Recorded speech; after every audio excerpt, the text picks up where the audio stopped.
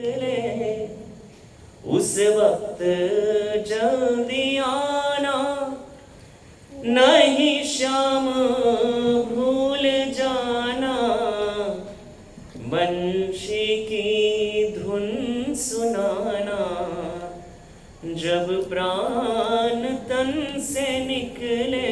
बस ये प्रार्थना कर सकते हैं। तो ये बहुत कृपा है भगवान की, जिसको अंत समय में भक्तों का संग मिलता है, हरि नाम मिलता है, कीर्तन मिलता है, कथा मिलती है। और वास्तव में उस व्यक्ति ने अंतःकरण से भगवान का भजन किया होगा, जिसका ये परिणाम होता है अंत समय में उन्हें भगवत नाम, हरि नाम, कीर्तन मिलता है, प्राप्त होता है। क्योंकि नाम बहुत दुर्लभ है, कथा बहुत दुर्लभ है। हमारी संस्था के संस्थापक आचार्य जगत गुरु श्री प्रभुपाद जी, आप सब लोग उनको जानते ही होंगे, और नहीं जानते तो जान लीजिए, क्योंकि उनको नहीं जाना तो कुछ नहीं जाना। उनको जानोगे ही नहीं तो जीवन का कल्याण कैसे होगा, अपना कल्याण कैसे होगा? क्योंकि उनके जैसा गुरु न भूतो न भविष्य, उनके जैसा जगत पर करुणा करने वाला ना हुआ है ना होगा। तो अगर स्वार्थ है, अगर कोई व्यक्ति स्वार्थी है, अपना परम स्वार्थ चाहता है, तो उसको प्रभुपाद जी को जानना ही चाहिए। क्योंकि प्रहलाद जी कहते हैं कि सभी जीवों का परम स्वार्थ विष्णु है, विष्णु ही सबका स्वार्थ है। तो अगर विष्णु को प्राप्त करना है, अगर विष्णु हमारा स्वार्थ है, तो उसके लिए सीढ़ी प्रभुपाद जी है। प्रभुपाद जी के बगैर तो प्राप्त होंगे नहीं, ऐसे जगत गुरु के बगैर तो भगवान प्राप्त होंगे। जब उनका अंतिम समय था तो वृंदावन में श्री कृष्ण बलराम मंदिर में अपने कमरे में वे सोए हुए थे, लेटे हुए थे, सोए नहीं थे, लेटे हुए थे। और उनके बहुत सारे विश्व के अंग्रेज शिष्य, जो पूरे विश्व के उनके शिष्य हैं, वो सब बाहर आजू बाजू उनके बिस्तर पर बैठे हुए थे नीचे, तो प्रभुपाद जी लेटे हुए थे। और वो श्रीमद् भागवत के 10वें स्कंद के ऊपर व्याख्या कर रहे थे। 10वें स्कंद में श्री कृष्ण लीला है। 10वें स्कंद में, भागवत के 12 स्कंद है श्रीमद् भागवत के, और 12 स्कंदों में 10 स्कंद तक अलग अलग अवतारों का वर्णन है। 9वें स्कंद में श्री रामचंद्र जी की लीला है। आगे नरसिंह, वराह, वामन, कूर्म, मत्स्य आदि अनेक अवतारों का वर्णन श्रीमद् भागवत के अलग अलग स्कंदों में है। 10वें स्कंद में कृष्ण लीला है। उस कृष्ण लीला के ऊपर श्रील प्रभुपाद जी श्लोकों की व्याख्या कर रहे थे। जैसे कोई एक श्लोक भागवत का है, तो शिष्य समझना चाहते हैं कि इस श्लोक का मतलब क्या है, तो प्रभुपाद जी उस श्लोक के ऊपर व्याख्या कर रहे थे। अब व्याख्या जब कोई व्यक्ति करता है ना, तो उसको उस श्लोक का और उस लीला का चिंतन करना पड़ता है, उसके गुह्यतम भावों के विषय में सोचना पड़ता है, उस लीलाओं के गुह्यतम रहस्यों को समझना पड़ता है, तब जाके वो व्याख्या कर सकते हैं। तो श्रील प्रभुपाद जी श्रीमद् भागवत के 10वें स्कंद की कृष्ण लीला के ऊपर व्याख्या कर रहे थे, और व्याख्या करते करते उन्होंने अपने शरीर को त्याग दिया। कितना बड़ा सौभाग्य है। एक तो वृंदावन धाम, उसमें भी रमण रेती, जहां कृष्ण और बलराम खेले हैं, उस रमण रेती में वो पड़े हुए हैं श्रील प्रभुपाद जी, और वहां आसपास भक्त लोग। भगवान गीता में कहते कथयंतश्च माम नित्य तुष्यन्ति च रमन्ति च। मेरे भक्तों का क्या लक्षण है? कथयंतश्च माम नित्य, वो मेरे विषय में कथा करते हैं एक दूसरे को, और उससे क्या होता है? तुष्यन्ति, उन्हें संतोष होता है। और जब कथा सुनते हैं मेरी, तो रमन्ति च, रमण करने लगते हैं, आनंद में। तो प्रभुपाद जी अपने शिष्यों को, अपने जो भी कृष्ण भक्त है, उनको भागवत के उपदेश दे रहे थे। वो खुद भी रमण कर रहे थे, और उनको सुनने वाले जो अंग्रेज भक्त थे, वो भी रमण कर रहे थे। तो इस प्रकार श्रील प्रभुपाद जी ने अपने शरीर को त्यागा। और जो व्यक्ति जिस भाव में, जिस परिस्थिति में, जिस अवस्था में शरीर को त्यागता है, उसको वैसी ही गति प्राप्त होती है। हम कहते भी हैं जैसी मति वैसी गति। और गीता में भगवान कहते हैं यम यम वापि स्मरत भावम त्यजत्यन्ते कलेवरम तम तमो वेति कौन्तेय सदा तद भाव भाव। मृत्यु के समय व्यक्ति जिन वस्तुओं का चिंतन करता है, जिस वस्तु में उसकी बुद्धि रहती है, वो उसी शरीर को प्राप्त करता है। अंत काले च मामेवं स्मरणं मुक्त्वा कलेवरं यः प्रयाति स्मद्भव नास्ति यत्र संशय। जो व्यक्ति अंत समय में मेरा स्मरण करके मुझे शरीर को त्यागता है, वो मुझे ही प्राप्त होता है। तो ये तो बड़ी अद्भुत घटना हो गई कि भाई शरीर छूट रहा है और भक्तजन कीर्तन कर रहे हैं, भगवान का स्मरण करा रहे हैं, भगवान की कथा कह रहे हैं। इससे बड़ा सौभाग्य और क्या हो सकता है? क्योंकि हम करोड़ों करोड़ों जन्मों से इस संसार में घूम रहे हैं, बाहर ही नहीं निकल पा रहे। बहुत ऐसा नहीं कि भक्ति हम लोग जो भक्ति करें इसी जन्म की है, हमने बहुत जन्म में ऑलरेडी की है। हमारी अधूरी भक्ति पूरी करने हम यहाँ आए। लेकिन देखिए, भगवान ने इतना सुंदर अवसर हमको दिया है भक्ति करने का, लेकिन फिर भी हम ठीक से करते नहीं है। कभी प्याज लहसुन भी खा लेते हैं, कभी अंडे भी खा लेते हैं, कभी नहीं करने के काम भी कर लेते हैं। मांसाहार पूर्ण रूप से त्याज्य है, शराब पूर्ण रूप से त्याज्य है, नशा पूर्ण रूप से त्याज्य है, जुआ पूर्ण रूप से त्याज्य है, व्यभिचार पूर्ण रूप से त्याज्य है। लेकिन फिर भी भगवान ने हमें मनुष्य शरीर दिया जिसमें हमें भजन करना था। फिर भी हम इन सब चीजों को कभी कभी मोहवश, प्रमादवश स्वीकार करते हैं और वापिस संसार चक्र में गिरते हैं। तो हम पूरा जीवन जो भी कार्य करें, जो भी करें, लेकिन अंत समय हमारी परीक्षा होती है कि इसने भजन कैसे किया। अगर अंत समय में हमारा चित्त स्वस्थ है, हम भगवत स्मरण कर पा रहे हैं, भगवान का चिंतन कर पा रहे हैं, जब આપણે ગુજરાતીમાં કહે ને સનેપાત, अगर हमको नहीं हो रहा है, हम शरीर को बहुत अच्छी तरह से छोड़ना चाहते हैं। गीता में श्लोक है, देहि अस्मिन् यथा देहे कौमारम यौवनम जरा तथा देहांतर प्राप्त धीरस् तत्र न मुह्यति। जो धीर व्यक्ति होता है, ज्ञानी व्यक्ति होता है, बुद्धिमान व्यक्ति होता है, जिसने अपनी बुद्धि भगवान को समर्पित कर दी है, वो व्यक्ति शरीर के परिवर्तनों से कभी व्यथित होता नहीं।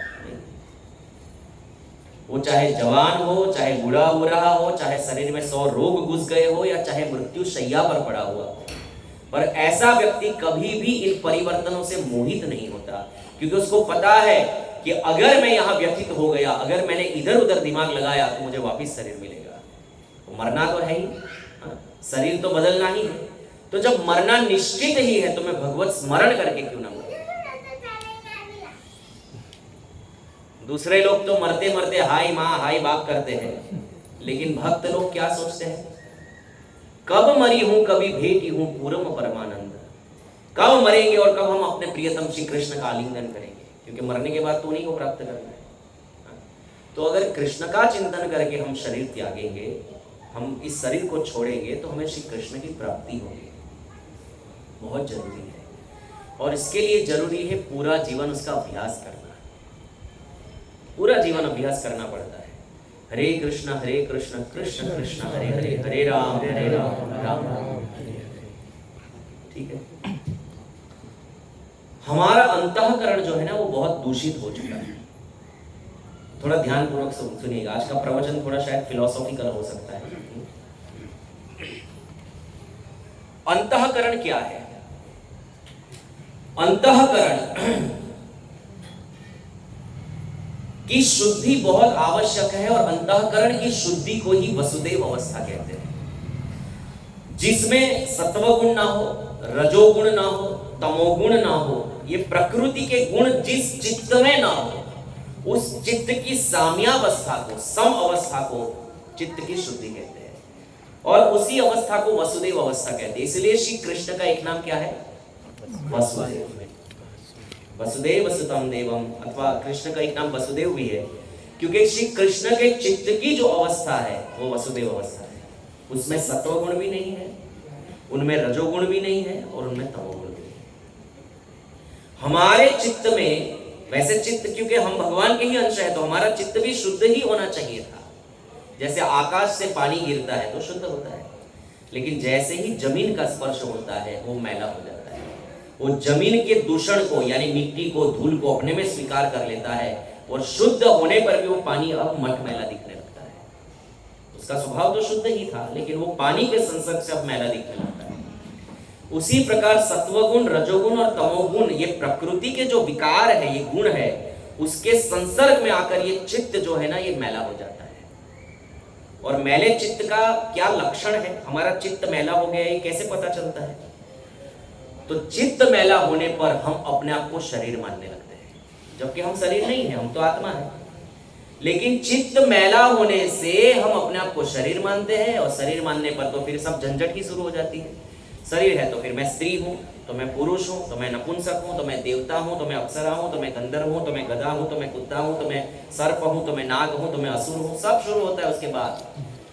और जितना सत्वगुण, रजोगुण, तमोगुण के विकार को ज्यादा स्वीकार करेंगे, उतना ये मोह बढ़ता जाएगा और चित्त ज्यादा दूषित होते जाएगा। और जितनी जिसके चित्त की दूषित अवस्था ज्यादा होती है, उतना वो संसार चक्र में ज्यादा होता है और ज्यादा दुख को प्राप्त करता है।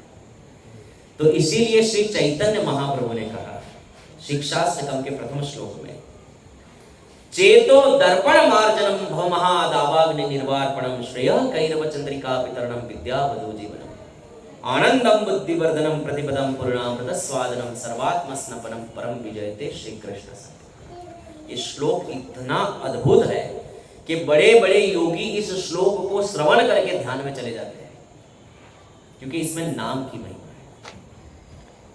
और नाम की इतनी महिमा है जितनी राम की भी महिमा नहीं है। तुलसीदास जी रामचरितमानस में लिखे हैं, उन्होंने पहले राम जी की महिमा गाई, बहुत गाई, फिर खत्म कर दी, हो गई राम जी की महिमा।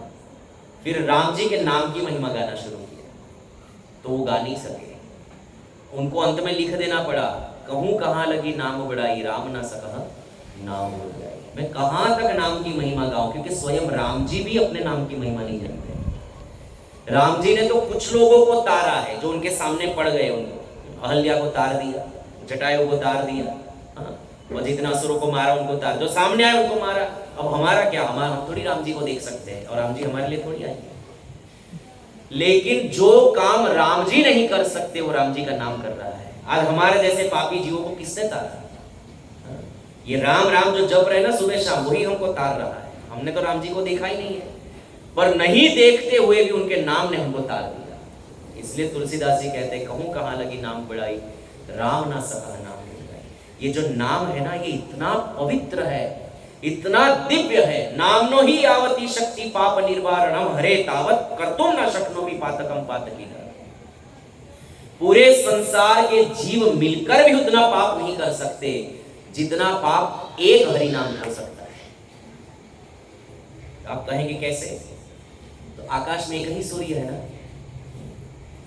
पहले के लोग तो सुलभ शौचालय अभी प्राप्त हुए, पहले के लोग घर में टॉयलेट नहीं बनाते थे, अशुभ माना जाता है। पहले के लोग खाना घर में खाते थे और निकालने बाहर जाते थे, अब खाना बाहर खाते और निकालने घर में आते अब खाते बाहर है और घर में पायखाना बनाया हुआ है। पहले लोग खाते घर में थे, हाँ एकदम मस्त गुलाब जामुन और रबड़ी, खीर, जलेबी, मालपुआ, और खाते थे खेत में जाके, निकालते खेत में। और सब उल्टा हो गया। एक ही सूर्य है आकाश में। पहले के सब लोग मल मूत्र बाहर ही त्यागते थे, लेकिन एक ही सूर्य संसार के सब मल को सुखा देता था कि नहीं सुखा? या सुखा देते हैं? सुखा देता था क्या? सुखा देते हैं। कितना भी बारिश हो जाए, पूरा संसार कीचड़ से लथपथ हो जाए, लेकिन एक ही सूर्य संपूर्ण संसार के पानी को सुखाकर धरती साफ कर देता है, सुखा देता है। उसी प्रकार एक हरि नाम संसार के सभी जीवों के पाप को धो सके, उससे भी ज्यादा सामर्थ्य हरि नाम है। तो महाप्रभु कह रहे हैं चेतो दर्पण मार्जनम। यहां नॉनवेज कौन कौन खाता है? देखो कितना प्रामाणिकता से हाथ ऊंचा कर, ऐसी प्रामाणिकता होनी चाहिए। तो माता जी बनाती भी होगी, मछलियां बनाती होगी। अब जिस बर्तन में मछली बनाते हैं, उस बर्तन में इतनी चिकनाहट हो जाती है कि वो जल्दी से निकलती नहीं चिकनाहट, है ना। वो बदबू भी नहीं जाती और चिकनाहट भी नहीं जाती। कितना साबुन घिसिए, जितना वो तार का खूंचा घिसिए, कुछ भी घिसिए, पर वो जाता नहीं। उसी प्रकार हमारे अंतःकरण में ये मैल करोड़ों जन्मों का जमा हुआ है, करोड़ों जन्मों का। तो किसी जन्म में मैं राजा था, तो किसी जन्म में रानी था, तो किसी में देवता था, तो किसी में अप्सरा। ये करोड़ों जन्मों का अज्ञान अंतःकरण पर जमा हुआ है, ये धुलेगा नहीं इतना जल्दी। जानते तो हम सब है कि हम आत्मा है, शरीर नहीं है, लेकिन हम व्यवहार वैसा कर सकते हैं कि हम शरीर नहीं है। हाँ, तुरंत कोई भी बात करनी होगी तो अरे वो आम होते हैं, वो फलानो ढिकड़े, तुरंत वही शुरू। हम आत्मा है ऐसा जानने पर भी हम व्यवहार कहां वैसा कर पाते हैं। इसको कहते हैं चित्त की मलिनता। जो उच्च कोटि के महापुरुष है, जो परमहंस है, वो कभी देहात्म बुद्धि में पड़ते ही नहीं। सुखदेव गोस्वामी भगवान व्यास के पुत्र घर से निकल गए, 16 वर्ष तक तो मां के पेट में ही रह गए और जन्म लेते ही भाग गए। कौन माता कौन पिता, क्योंकि परमहंस है। शरीर ही नहीं हूं मैं, तो माता कौन सी और पिता कौन सा, वो तो सीधे भागे। तो जब वो जा रहे थे तो किसी सरोवर के अंदर स्त्रियां, छोटी छोटी कन्याएं नहा रही थी, उनके ही उम्र की होगी, 14, 15, 16 साल की। तो सभी स्त्री नहा रही थी, स्नान कर रही थी सरोवर में, लेकिन सुखदेव जी को देखकर उन्होंने अपने कपड़े नहीं पहने, वो नग्न स्नान करती रही। लेकिन पीछे उनके पिताजी व्यास जी जब गए तो सब फट फट करके बाहर निकल गए और अपने अपने वस्त्र को ओढ़ लिया। तो भगवान व्यास को तो बड़ा आश्चर्य हुआ, अरे बेटी, तुम तो मेरी बेटी की उम्र की हो और मेरा बेटा तुम्हारी उम्र का जवान बाका किशोर है, तुम्हारे सामने निकल गया, तुमने वस्त्र नहीं पहने, और मैं तुम्हारे परदादा की उम्र का, तुमने मेरी लज्जा की।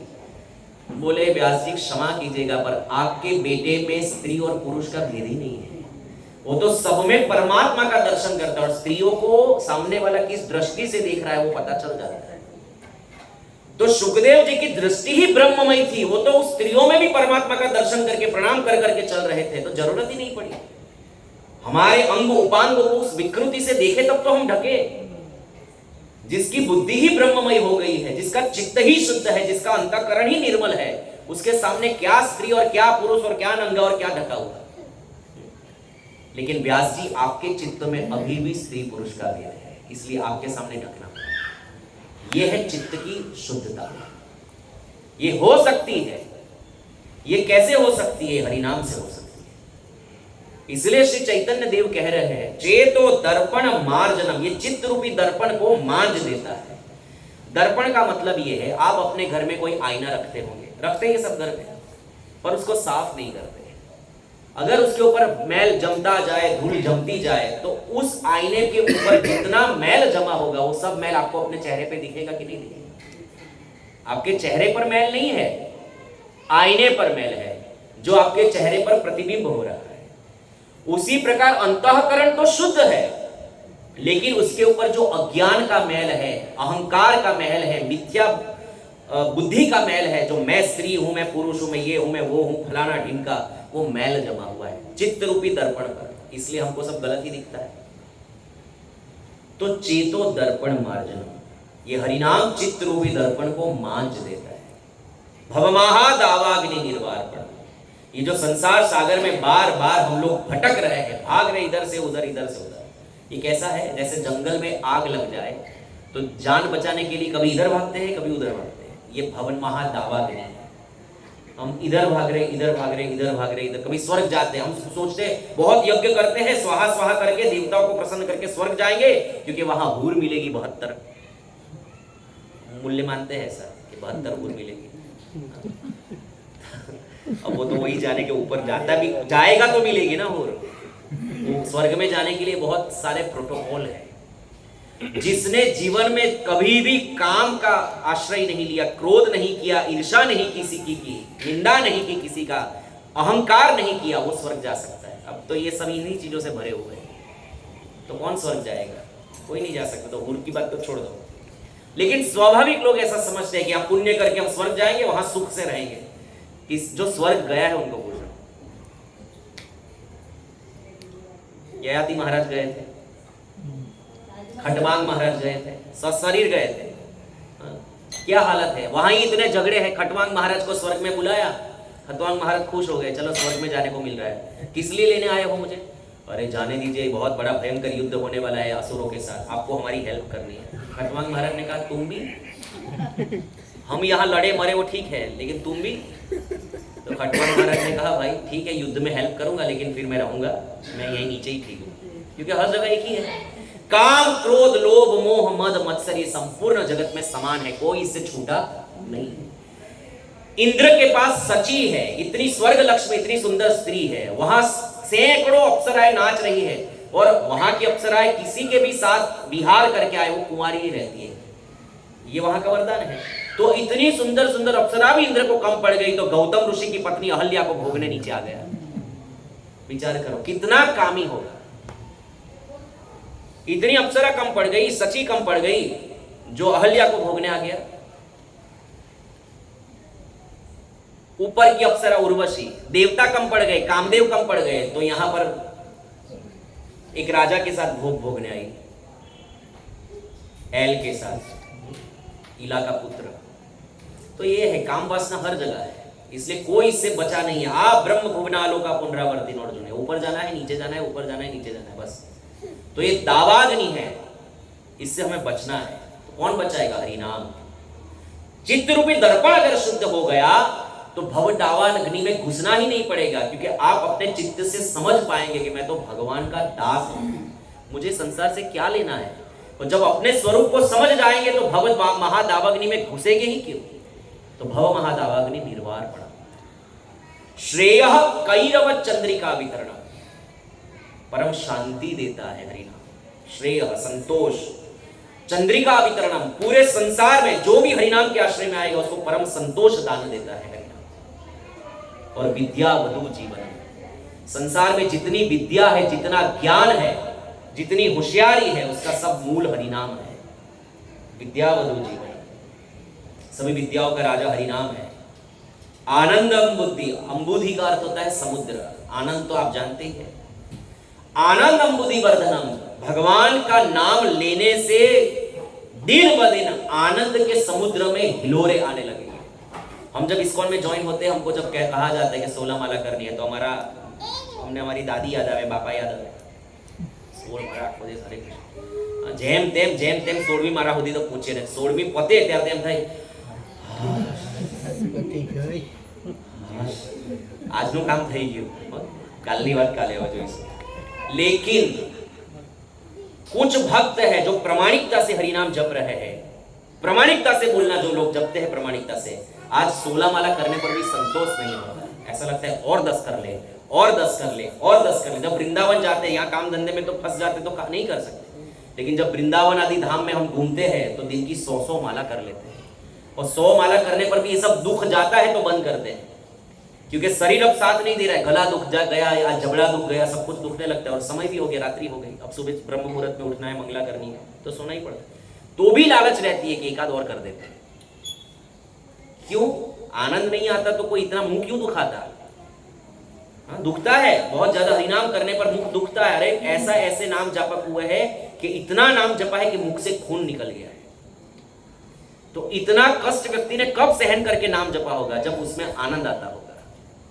ये आप उसका अनुभव नहीं कर सकते, क्योंकि हम संसारी जीव संभोग का आनंद ले सकते हैं, खाने का आनंद ले सकते हैं, अपने प्रियतम के आलिंगन का आस्वादन ले सकते हैं, आनंद ले सकते हैं। हमने किसी जन्म में भजन ही नहीं किया तो भजन का क्या आनंद होगा हम कैसे समझ सकते हैं? भजन का आनंद क्या है वो तो भजन करने वाले को ही पता चलेगा। सामान्य व्यक्ति कितना भी प्रवचन सुन ले, आप यहां बहुत खुशी से आए हैं, बैठे शांति से मेरा प्रवचन सुन रहे हैं, लेकिन भैया प्रवचन करने से और सुनने से नहीं समझ में आएगा, इसको जीवन में उतारने से ही समझ में आएगा। श्रेय कैरव चंद्रिका वितरणम विद्या वधु जीवनम आनंदाम बुद्धि वर्धनम प्रतिपदम पूर्णामृत स्वादनम। हर क्षण हरिनाम लेने वाले को पूर्णता का अनुभव होता है, पूर्णता का अनुभव होता है। अरे नाम जिसको मिल गया उसको सब कुछ मिल गया। कुछ लोग आते हैं हमारे पास, हमें बड़ा आश्चर्य लगता है, मैं तो इतना सुंदर नाम जापक नहीं हूं ना, इतना अच्छा भक्त हूं, लेकिन कभी कोई कहते हैं प्रभु हम हरिनाम तो जप रहे 15-20 साल से, लेकिन भगवान कब मिलेंगे? वो लोग कब मिलेगा? भगवान का दर्शन कब होगा? तो मुझे बहुत दया आती है ऐसे भक्तों के ऊपर, क्योंकि उन्होंने अभी तक इतना नाम जप के गला दुखा दिया, लेकिन वो समझ ही नहीं रहे कि नाम और कृष्ण दोनों एक ही है। नाम और कृष्ण में भेद नहीं है। कृष्ण नाम का मतलब क्या होता है पता है आपको? चलो कृष्ण नाम का मतलब समझ लेते हैं। कृष्ण संस्कृत शब्द है, एक्चुअली कृष्णा भी नहीं है, कृष्ण है। क्या है? कृष्ण। कृष्ण शब्द का अर्थ होता है द मोस्ट अट्रैक्टिव, सर्व आकर्षक। सर्व आकर्षक जो होता है उसको कृष्ण कहते हैं। तो जिसके पास सबसे ज्यादा रूप हो, सबसे ज्यादा बल हो, सबसे ज्यादा ज्ञान हो, सबसे ज्यादा धन हो, सबसे ज्यादा यश हो और सबसे ज्यादा वैराग्य जिसके पास हो, ये 6 को ऐश्वर्य कहते हैं। ये 6 जिसके पास हो उसको ऐश्वर्य कहते हैं। कोई बहुत धनी होता है तो हम कहते हैं बहुत ऐश्वर्य व्यक्ति, ऐश्वर्यशाली व्यक्ति। कोई रूपवान होता है तो हम कहते हैं बड़ा ऐश्वर्यशाली व्यक्ति। ये सब एक एक ऐश्वर्य है, जिसको हम अंग्रेजी में ऑपुलेंस कहते हैं और संस्कृत में भग कहते हैं। तो ये जो भग है अथवा ये जो ऐश्वर्य है, अगर किसी के पास थोड़ा भी हो ना तो वो व्यक्ति अट्रैक्टिव हो जाता है। किसी के पास बहुत पैसा होता है तो हम उसको देखने जाते हैं कि नहीं जाते हैं? हमने नीता अंबानी सूरत में આવી જાય ચોકટામાં શોપિંગ કરવા, તમે દોડી દોડીને જઈએ કે નહીં જોવા? નરેન્દ્ર મોદી આવી જાય કારણ કે ફેમસ છે, એમની પાસે યશ છે। તો નરેન્દ્ર મોદીને કાફલો નીકળવાનો હોય તો આપણે તો હવારના જઈને લાઈનસર ઊભા રહીએ कि क्યારે આવશે ક્યારે આવશે, क्योंकि वो फेमस है। कोई बड़ा बुद्धिमान होगा तो उसको देखने के लिए पहुंच जाएंगे, कोई बड़ा बलवान होगा तो उसको देखने के लिए, क्योंकि उसमें आकर्षण है, वो भी आंशिक है। लेकिन विचार कीजिए कि जिसके पास ये 6 के 6 आकर्षण, भग, ऐश्वर्य, ऑपुलेंट पूर्ण मात्रा में हो और हमेशा रहते हो, उसको भगवान कहते हैं। और जिसके पास ये 6 ऐश्वर्य हमेशा रहते हो उसको कृष्ण कहते हैं। तो कृष्ण किसी शरीर का नाम नहीं है, वो गुण का नाम है, वो स्वभाव का नाम है, वो लक्षण का नाम है, वो तत्व का नाम है। इसलिए जब हम कृष्ण बोलते हैं जीभ पर, तो वो तत्व जीभा पर प्रकट हो जाता है। नाम के रूप में श्री कृष्ण अपनी जीभा पर प्रकट हो जाते हैं। फर्क इतना है कि आप जो नाम ले रहे हो वो नाम को नामी समझकर ले रहे हो, सिर्फ नाम समझ के ले रहे हो। जो व्यक्ति नाम को नामी समझकर जप रहा है उसके सामने तो पूरा रूप ही प्रकट हो जाएगा, क्योंकि नाम से ही रूप प्रकट होता है। आप होटल में जाएंगे, चाइनीज रेस्टोरेंट में, और कहेंगे वो दो वो दो वो दो वो दो। अरे भाई वो दो क्या, नाम बोलो ना। तो आप कहेंगे भाई वो गोल गोल है, वो ब्राउन कलर का है, तो एक तमाचा लगाएगा, बोलना मोड़ा मत, जल्दी फटफट मारो, टाइम वेस्ट करें। तो आपको कहना पड़ेगा मंचूरियन दो, हक्का नूडल्स दो, शेजवान राइस दो। तो जब आप मंचूरियन बोलेंगे तो रूप को प्रकट करके आपके सामने रखेगा कि भाई मंचूरियन, तो ये है मंचूरियन। तो आपने नाम लिया तब रूप प्रकट हुआ ना, समझ रहे हो बात को? उसी प्रकार जो व्यक्ति हरिनाम जपता है प्रेम पूर्वक, उसके सामने रूप प्रकट हो जाता है। હું કહું अरे मेरा रमेश भाई કેમ છે, तो आपके संबंध में जितने रमेश भाई होंगे वो सब आपके दिमाग में आएंगे कि नहीं आएंगे? लांबा टूका, काळा गोरा, जाड़ा पटला, होशियार मूर्खा, બધા रमेश भाई જેટલા જાત જાતના रमेश भाई મગજમાં આવી જશે।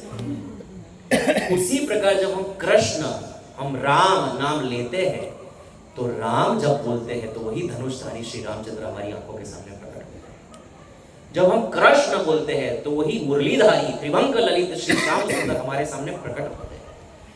अगर आप नामी को समझकर नाम जप रहे हैं तो सामने प्रकट हो जाता है। तो आनंदाम बुद्धिवर्धनम प्रतिपदम पूर्णामृत, नाम जपने वाले को पूर्णता का अनुभव होने लगता है, क्योंकि उसके सामने राधा कृष्ण लीला करने लगते हैं। हमारे रूप गोस्वामी नाम जप रहे थे राधा कुंड पर, हरे कृष्ण कृष्ण कृष्ण हरे हरे, हरे राम राम राम हरे।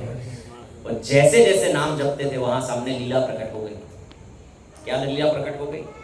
तो राधा कृष्ण के नाम जप रहे थे, राधा कृष्ण प्रकट हुए तो ऐसे थोड़े खड़े रहेंगे, वो तो परम चैतन्य है, वो तो एक ठिकाने बैठ नहीं सकते, परम चंचल है श्री कृष्ण। तो जब प्रकट हुए तो कुछ ना कुछ तो करेंगे ना। तो जब नाम जप रहे थे तो प्रकट हो गए राधा और कृष्ण दोनों, लीला करने लगे। तो क्या लीला करने लगे? तो राधा रानी पुष्प तोड़ने के लिए आई, पुष्प चयन करने के लिए, क्योंकि राधा रानी के कुल देवता है भगवान सूर्य। राधा रानी के कुल देवता भगवान सूर्य है, और सूर्य पूजा करती है श्रीमती राधा रानी। तो आई कुसुम सरोवर पुष्प चयन करने के लिए। तो राधा रानी तो छोटी है ना, किशोरी है, 6-7 साल की है राधा रानी। तो ऐसे कूद कूद के फूल तोड़ रही थी बेचारी, हाथ ही नहीं पहुंच रहा था। क्या करे, इतनी किशोरी है, छोटी है, और फूल तो सब ऊंचे ऊंचे लगते हैं। तो श्री कृष्ण वहां पहुंच गए, जहां राधा वहां कृष्ण। और राधा भगवान लीला रचना चाहते थे, तो उन्होंने क्या किया, एक तो काले है, ब्रह्म मुहूर्त में राधा रानी पुष्प चयन कर रही थी। ब्रह्म मुहूर्त में थोड़ा अंधेरा ही होता है और काले श्री कृष्ण है तो दिखे ही नहीं अंधेरे में, कब वृक्ष पर चढ़ गए और जिस डाली पर फूल का गुच्छा लटक रहा था, जिसको प्राप्त करने के लिए राधा रानी बाल बाल उछल रही थी, उस डाली को भगवान ने अपने पैर से थोड़ा सा झुका दिया। तो राधा रानी तो प्रसन्न हो गई। अब जब हम फूल तोड़ते हैं ना ऊंची डाली पर से, तो एक हाथ से डाली को खींचते हैं और दूसरे हाथ से फूल तोड़ते हैं। तो जैसे ही भगवान ने देखा कि श्री जी ने डाली को ठीक से पकड़ लिया है और पुष्प चयन करे, ठाकुर जी ने पैर उठा लिया, डाली गई ऊपर और उसके साथ राधा रानी एक हाथ से, हरी ललिता हरी विशाखा मुझे बचाओ बचाओ बचाओ। तो मैं ये कह रहा हूं कि नाम से रूप प्रकट होता है, रूप से लीला प्रकट होती है और लीला कहां होगी? धाम में होगी। बॉम्बे में तो थसे नहीं, कलकत्ता में तो थसे नहीं भगवान ने लीला, कहां थसे? वृंदावन में थसे। तो जहां नाम प्रेम पूर्वक लिया जा रहा है वहां रूप प्रकट होगा, रूप प्रकट होने पर लीला प्रकट हो जाएगी, क्योंकि रूप ऐसे नहीं रह सकता, वो लीला करेगा, लीला प्रकट होगी और लीला कहां होगी? धाम में होगी। तो नाम से रूप, रूप से लीला और लीला से धाम प्रकट होगा। तो जब उसके सामने संपूर्ण चिन्मयी राज्य ही प्रकट हो जाएगा तो उसको कितना आनंद होगा, रोमांच हो जाएगा, गला रुंध जाएगा, नाम ठीक से जप नहीं पाएगा क्योंकि सामने श्यामा श्याम लीला कर रहे हैं, आंखों से फट फट करके अश्रु प्रवाह शुरू हो जाएगा, रोंगटे कांटे के जैसे खड़े हो जाएंगे, गला रुंध जाएगा, बोल नहीं पाएगा और पागल के जैसे होने लगेगा। यह है परमानंद। आनंदाम बुद्धिवर्धनम प्रतिपदम पूर्णाम तस्वादनम सर्वात्म स्नपनम, और किसी एक के लिए नहीं है, सर्वात्म। जो भी भगवान के नाम की शरण में आएगा उनको ये प्राप्त होगा। परम विजयते श्री कृष्ण संकीर्तन, श्री कृष्ण के संकीर्तन की, श्री कृष्ण के नाम की हमेशा परम विजयते, उनकी ही जय होती है। ये हरि नाम है। तो ये भगवान के शरण में जाने पर अंतःकरण, नाम की शरण में जाने पर अंतःकरण शुद्ध होता है और शुद्ध अंतःकरण से हम भगवान को देख सकते हैं और प्राप्त कर सकते हैं। तो कैसे होगा? ये तो बहुत बड़ा टास्क है। मैंने अभी बताया वो बर्तन मैला हो गया, घिसते घिसते भी वो खराब है, निकल ही जाएगा। हरिनाम उसको शुद्ध कर देगा और शुद्ध अंतःकरण में श्यामा श्याम का दर्शन होने लगेगा, अपने स्वरूप का दर्शन होने लगेगा कि मैं शरीर, मैं तो भगवान का दास हूं। और जो भगवान का दास बन गया उसने सब कुछ प्राप्त किया। मालिक बनने की कोशिश में किसी ने कुछ प्राप्त नहीं किया। बड़े बड़े राजा रजवाड़े हुए, बड़े बड़े महल बना के गए, बड़े बड़े किले बना कर गए। अरे किले की बात छोड़ दीजिए, उसके कुल खानदान धूल में मिल गए, उस महल को रंगवाने वाला कोई नहीं बचा। आप जाते हो पुराने महलों में, महल में की हालत क्या है सब। और एक समय में बड़े बड़े राजा रजवाड़े थे, हाँ, लाखों लोगों की सेना थी, अंदर अंदर लड़ते थे, खजाने थे, हाँ, हाथी घोड़ा रथ सब कुछ था। कहाँ चला गया? क्योंकि वो स्वामी बनना चाहते थे। तो जो स्वामी बनना चाहते ना वो धूल में मिल गए, लेकिन जो दास बने ना वो संसार में पूजे गए, याद रखे गए, पहचाने गए। हनुमान जी, रावण पूछता है, अरे भाई हमने तो बहुत दुनिया देखी, हमने तो, हमारा बहुत बड़ा आयुष्य है, हाँ, लेकिन तुम्हारा जैसा बंदर तो हमने आज तक नहीं देखा। इतना विद्यावान गुणी अति चातुर, इतना इतना पढ़ा लिखा बंदर, वेद बोलता है, शास्त्र बोलता है, और गुणी है, इतना गुणवान है, चतुर है, तो ऐसा बंदर तो हमने देखा नहीं, तुम हो कौन? तो हनुमान जी कहते हैं, दासोहम कौशलेंद्रस्य, मैं श्री रामचंद्र जी का दास हूं। गोपिया कहती है, अशुल्क दासिका वरदनी न तो नेह किम हृदा। गोपिया कहती है हम आपकी दासी हैं। राधा रानी कहती है श्रीमद् भागवत में, जब भगवान अंतर ध्यान हो गए, पहले तो रास में से उनको लेकर अंतर ध्यान हुए पहले तो राधा रानी को लेकर भगवान अंतर ध्यान हुए, लेकिन राधा रानी को भी मान हो गया, नहीं हम चल नहीं सकते, अगर तुमको हमको लेके जाना है तो अपने कंधे पे चढ़ा के जाओ। भगवान ने कहा अच्छा, बड़ी मानवती हो रही हो। तो भगवान ने उनको भी वहीं पटक दिया और भगवान वहीं पर भी अंतर ध्यान हो गए। फिर गोपी गीत शुरू हुआ। तो जब राधा रानी को पटक दिया और ललिता विशाखा ने भी देखा, पहले तो सोच रही थी हाँ कोई लेकर गई है अपने प्रियतम को, फिर जब उन्होंने राधा रानी को भी वहां पर बैठे हुए देखा, रो रही थी बेचारी राधा रानी भी कि भगवान उनको भी छोड़ के चले गए, तो तब कहते, हाँ नाथ रमण प्रेष्ठ क्वासी क्वासी महापूजा दास्यास्ते कृपणा, मैं तुम्हारी दासी हूं, तुम मुझे क्यों छोड़कर चले गए, मैं तुम्हारे बगैर एक क्षण नहीं रह सकती। तो जो दास बने हैं उनको भगवान ने हमेशा अपने मस्तक पर रखा है।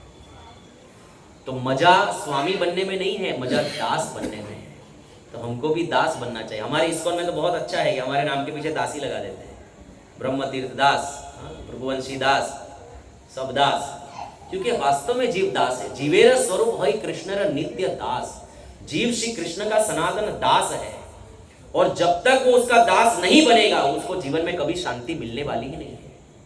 आकाशे पतितम तोयम सागर प्रति गच्छति, आकाश में से पानी गिरता है, कहां जाता है सब दौड़कर, कहां जाता है बताओ, है समुद्र में। क्यों समुद्र में जाता है भाई?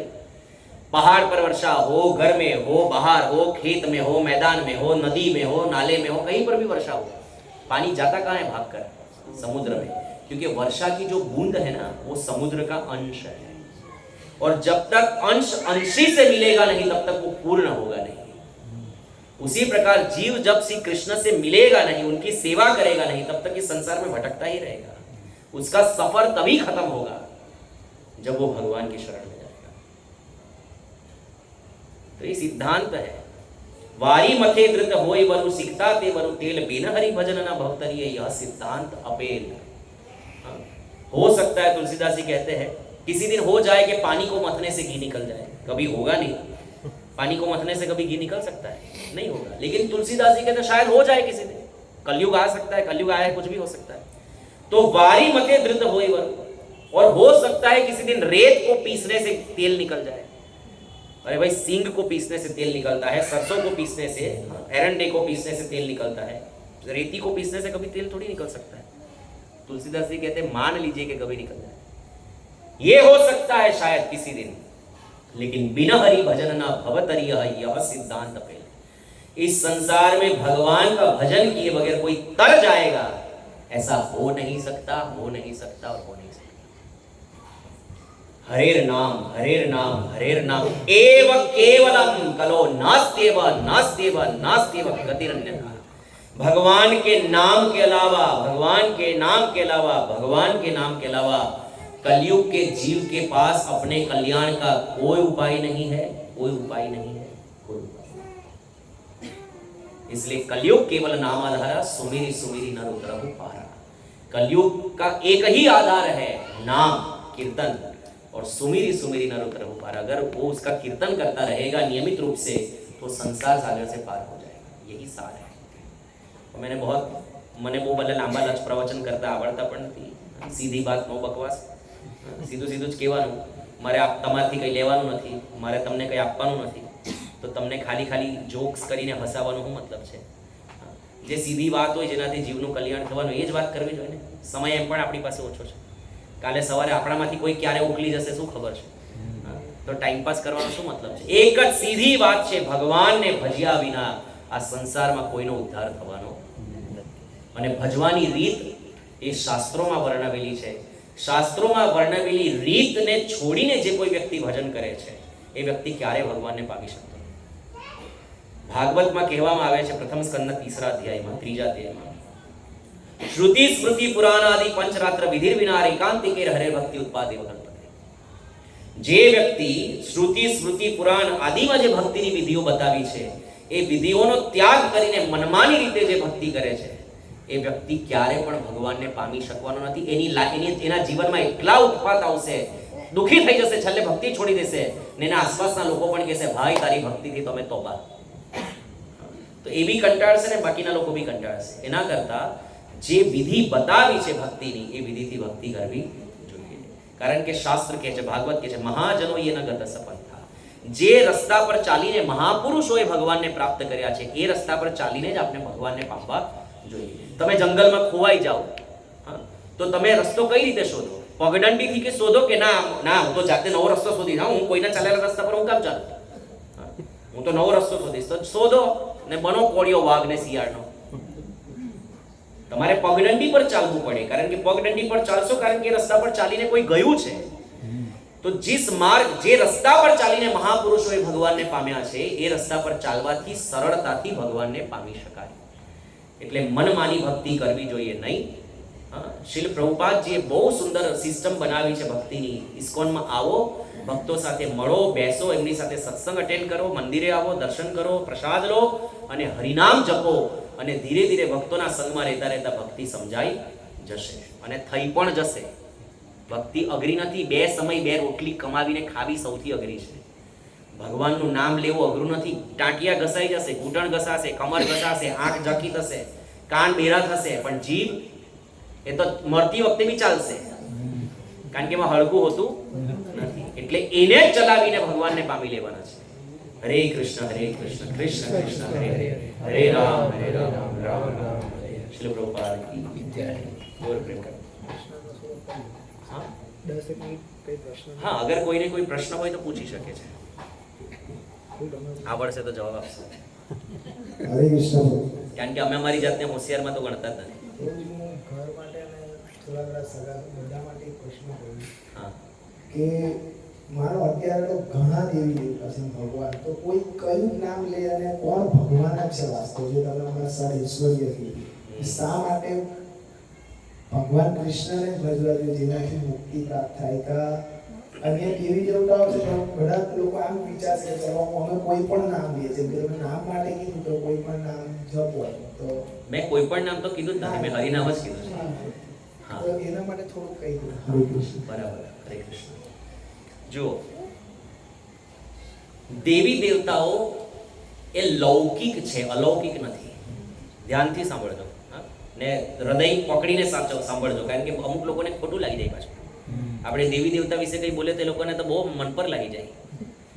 પણ સત્યને સ્વીકાર કરવા માટે છાતી મોટી જોઈએ અને ભગવાનની ભક્તિ સત્યનો માર્ગ છે.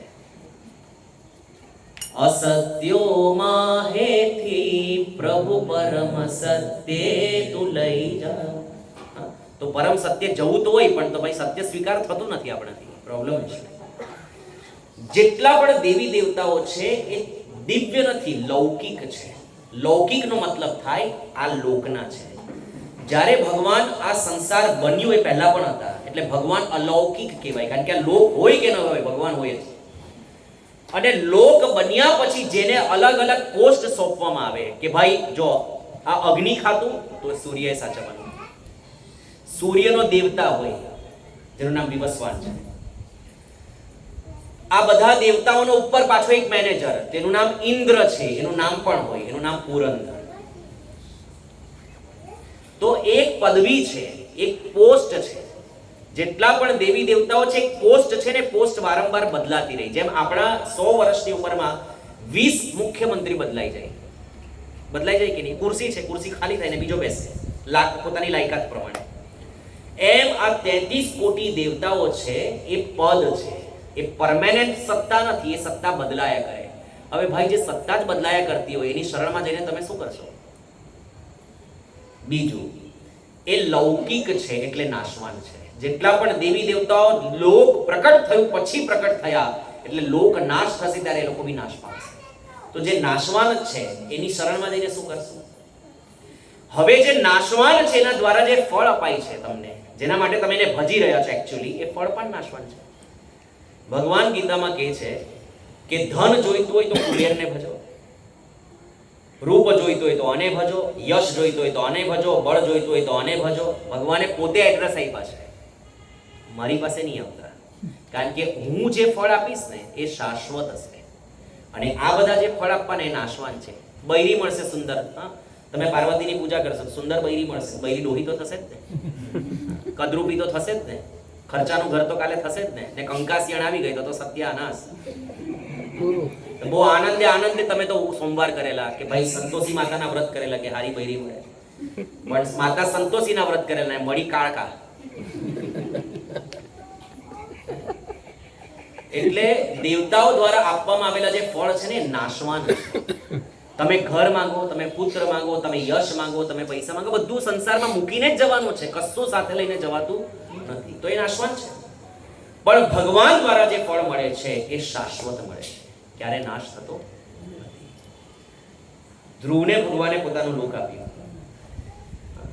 આપણે ગુજરાતીમાં કહે ને, ધ્રુવને આપ્યું અવિચળ રાજ, પોતાનો કરી સ્થાપ્યો રે, હરિને ભજતા હજુ કોઈની લાજ જતા નથી જાણી. બીજા બધાની લાજ ગઈ છે. શિવજીને માથા ચડાવીને રાવણે લંકા પ્રાપ્ત કરીને જ્યારે રામજી મારતા હતા રાવણને, ત્યારે શિવજી ત્યાં ઉભા હસતા હતા. તો ક્યાં ગઈ શિવજીની આટલી ઉપાસના? કઈ કામ લાગી? હિરણ્યકશિપુએ કેટલી તપસ્યા કરીને બ્રહ્માજી પાસે લગભગ અમર થવાનું વરદાન માંગ્યું, ને જ્યારે નરસિંહદેવ એને ફાડતા હતા તો બ્રહ્માજી આકાશમાં ઉભા રહેલા હતા. નરસિંહદેવ થોડા રમતા હતા એની સાથે, પહેલા તો મારામારી રમત. તો બ્રહ્માજી કે જલ્દી કરો ને, જલ્દી ખતમ કરો. બોલો, જેની તપસ્યા કરીને અમરત્વ પ્રાપ્ત કર્યું એ જ પાછળ આંગળી કરે છે કે આને જલ્દી લઈ લો. તો શું કામ લાગ્યું? જે 10 માથા ભોરીને રાવણે લંકા પ્રાપ્ત કરી, એ લંકા વિભીષણે રામજીના ચરણોમાં જઈને ખાલી પ્રણામ કરીને પ્રાપ્ત કરી. તો બતાવો, હવે દેવી દેવતાને ઉપાસવા જોઈએ કે ભગવાનની શરણમાં જવું જોઈએ? આ સીધો હિસાબ છે. હરે કૃષ્ણ. હરે હરે. કોઈ પ્રશ્ન હોય તો પૂછી શકો.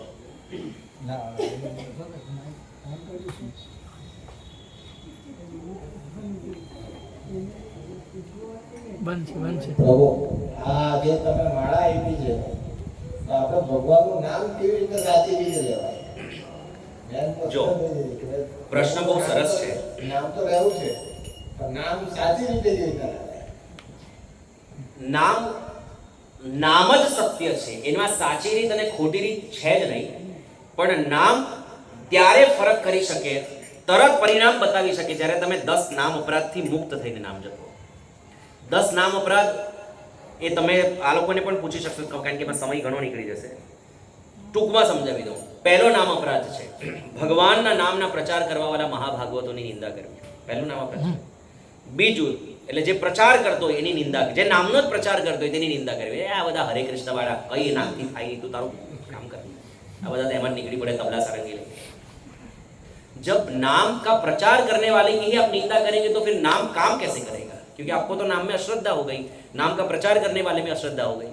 तो पहलो नाम अपराध, भगवान नामનો પ્રચાર કરવા વાળાઓની નિંદા કરવી. બીજો, શિવ બ્રહ્મા આદિ દેવોને ભગવાનના નામની સમાન અને સ્વતંત્ર ઈશ્વર સમજવું. ત્રીજો, ગુરુની અવજ્ઞા કરવી અને એને એક સામાન્ય પુરુષ સમજવું. ગુરુથી જ બધું મળશે. જે મળશે તે ગુરુથી જ મળશે. ચોથું, કોઈને યાદ હોય તો બોલો, કારણ કે મને તો બધા યાદ નથી. ચોથું, વૈદિક શાસ્ત્ર અથવા પ્રમાણોનું ખંડન કરવું. પાંચમું, હરે કૃષ્ણ મહામંત્રને કાલ્પનિક સમજવું. છઠ્ઠું, પવિત્ર ભગવાન નામમાં અર્થવાદનું આરોપણ કરવું, નામને વેચવું. પ્રભુજી તમે સત્સંગ કરવા આવશો? હા આવીશ ને, પણ હું 2000 લઈશ. તો મારું પ્રવચન તમારા હૃદયમાં ઘર કરશે જ નહીં, કારણ કે મેં નામને વેચ્યું છે. તો છઠ્ઠો અપરાધ છે ભગવાનના નામને માં અર્થવાદનું આરોપણ કરવું. સાતમું, નામના બળ પર પાપ કરવું. ભાઈ નામની આટલી મહિમા છે કે કરોડો જન્મના પાપ ધોઈ નાખે. તો એક કામ કરું, હવારે માળા કરી લે, હું રાતના ગોલવાર ચાલ્યા જવું. તો કેમ થશે? એ સંભવ જ નથી. તમને જાણી લીધું છે કે નામની મહિમા, નામ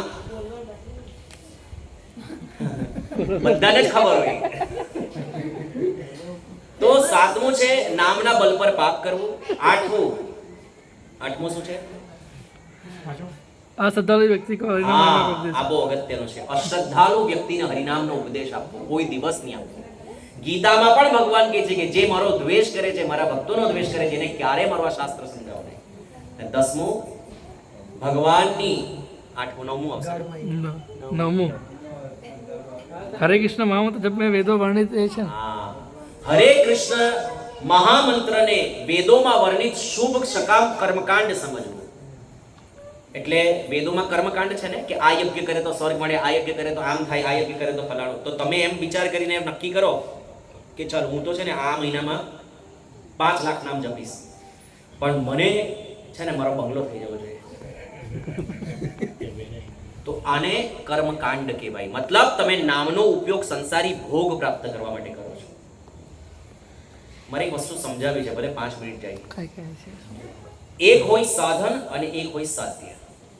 એક હોય સાધન અને એક હોય સાધ્ય. ઉદાહરણ, મુંબઈ મારા માટે સાધ્ય છે. અહીંયાથી મુંબઈ કઈ રીતે જવું એ મારું સાધન છે. તો હું ટ્રેનમાં પણ જઈ શકું, બસમાં જઈ શકું, ગાડીમાં જઈ શકું, સાયકલ પર જઈ શકું, બાઇક પર જઈ શકું, હેલિકોપ્ટરમાં જઈ શકું, ફ્લાઇટમાં જઈ શકું. આ બધા મારા માટે સાધન છે. સાધન હું ત્યાં સુધી જ કરીશ, સાધન કરીને હું સાધ્યને પ્રાપ્ત કરીશ. બરાબર? સાધન દ્વારા હું સાધ્યને પ્રાપ્ત કરીશ. અને જેવું સાધ્ય પ્રાપ્ત થાય એટલે સાધન છોડી દઈશ. સાધ્ય પ્રાપ્ત થાય એટલે સાધન છોડી દઈશ. અમે બોમ્બે જઈને હું ટ્રેનમાં થોડો બેહી રહેવા, ઉતરવું જ પડે ને. તો સાધ્ય પ્રાપ્ત થાય એટલે સાધન છોડી દેવાનું. સાધનથી સાધ્ય પ્રાપ્ત થાય. તો આપણે સૌથી મોટી ભૂલ એ કરીએ છીએ. એકચ્યુઅલી ખરેખર આ સંસારના ભોગો છે ને એ સાધન છે. ઘર, ગાડી, ઘોડા, દીકરા, દીકરી, પત્ની, પુત્ર, સમાજ, આ બધું એ બધાની મદદ લઈને એવી ભક્તિ કરવાની છે કે ભગવાન પામી જવાય. તો આ સંસારના ભોગ, સંબંધ, પદાર્થો એ સાધન હોવા જોઈએ ભગવાનને પામવા માટે. આપણે આખું ઊંધું કામ કરીએ છીએ. આપણે ભગવાનને સાધન બનાવીએ. સુખ સંપત્તિ ઘર આવે, કષ્ટ મિટે તન કા. ભગવાનને સાધન બનાવીએ અને પદાર્થોને સાધ્ય બનાવીએ. આ સૌથી મોટી મૂર્ખાઈ છે. એટલે જે વ્યક્તિ હરિનામનો ઉપયોગ સાધન, કર્મકાંડ સમજીને કરે એના પર પણ હરિનામ પોતાનો પ્રભાવ બતાવતું નથી.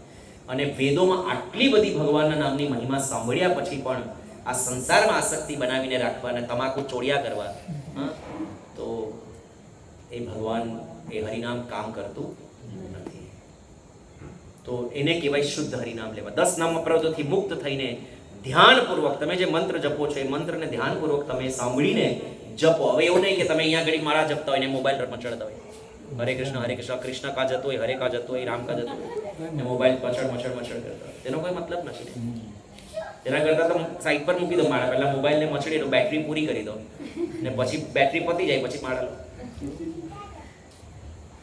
એ જ કહેવા માંગતો હતો કે આમ આપણે ગમે ત્યારે આપણે પ્રવચન કરતા હો એ કરતા હોય કે ભાઈ માળા જનરલી પ્રવચન કરતી વખતે માળા નહીં કરવી જોઈએ, કારણ કે પ્રવચન પણ સાંભળવું એ પણ એક સેવા છે, શ્રવણ ભક્તિ છે, અને જપ કીર્તન ભક્તિ, બે ભક્તિ સાથે નહીં થાય.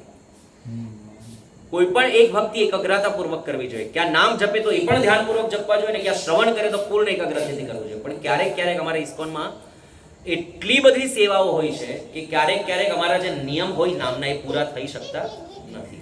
તો ક્યારેક ક્યારેક ભક્ત જ્યારે પ્રવચન સાંભળવા બેસે ત્યારે પોતાના નિયમ જપ પૂરા કરતો, એટલે ક્યારેક મજબૂરીમાં કન્ડિશન એવી હોય ત્યારે માણસ આવી રીતે પોતાના ક્રમ પૂરા કરે, કારણ કે નિયમ તો પૂરો કરવો જ જોઈએ.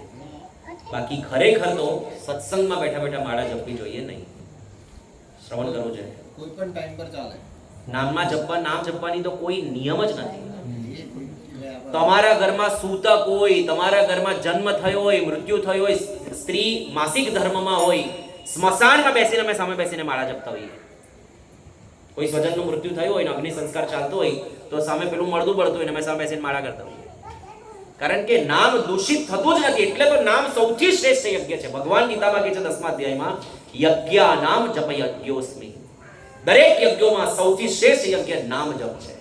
કોઈ નિયમ નહીં, કોઈ પૈસા નહીં, કોઈ શુદ્ધતા નહીં, કોઈ અશુદ્ધતા નહીં. સુતા બી નામ જપાય, રસોઈ કરતા કરતા પણ નામ જપાય, મૈયતમાં બી નામ જપાય ને સૂતકમાં બી નામ જપાય. એટલે સૌથી શ્રેષ્ઠ ભક્તિ હરિનામ સંકીર્તન છે. ઠીક છે.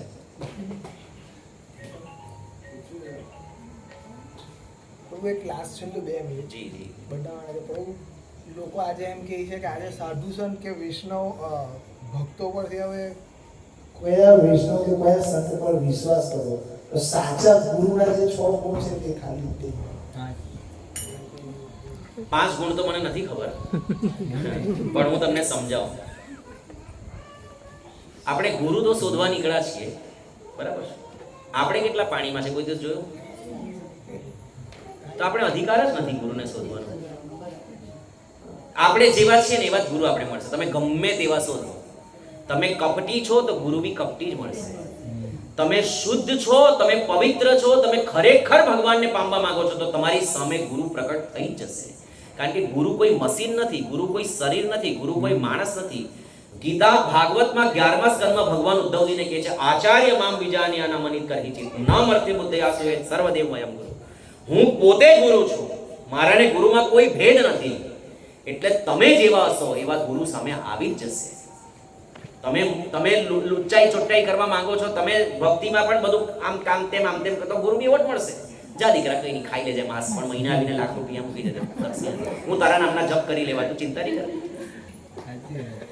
એવા ગુરુ બી છે કે શિષ્ય લીલા લહેર કરે ને દર મહિને ગુરુજીના આશ્રમમાં એક પેકેટ મોકલી દે બંડલનું. तो એટલે गुरु के गुण देखने का हमारा लक्षण ही नहीं है, हमारी औकात नहीं है, लेकिन फिर भी गुरु जो होता है वो कृष्ण का भक्त होना चाहिए, उसी को गुरु कहा जाएगा. चैतन्य महाप्रभु कहते हैं किबा विप्र किबा न्यासी शूद्र के ने हई जय कृष्ण तत्ववेत्ता सी. भले सन्यासी होय, भले ब्राह्मण होय के भले કૂતરાનું માંસ ખાનારો ચાંડાળ કેમ નહીં હોય, પણ જો એ તમને કૃષ્ણ વિશે જ્ઞાન આપતો હોય તો તમારે એને ગુરુ માની લેવો જોઈએ. એટલે ગુરુ ભગવાનનો ભક્ત હોવો જોઈએ. ભગવાન એટલે શ્રી કૃષ્ણ, બીજા કોઈને હું ભગવાન માનતો નથી. શાસ્ત્ર પ્રમાણે શ્રી કૃષ્ણને ભગવાન, જેની પાસે 6 ઐશ્વર્ય છે એને ભગવાન કહેવાય. તો ગુરુ કૃષ્ણનો ભક્ત અને ભગવાનનો ભક્ત હોવા જોઈએ. શાસ્ત્ર પ્રમાણે જ એના પ્રવચન હોવા જોઈએ અને શાસ્ત્ર પ્રમાણેનું આચરણ હોવું જોઈએ.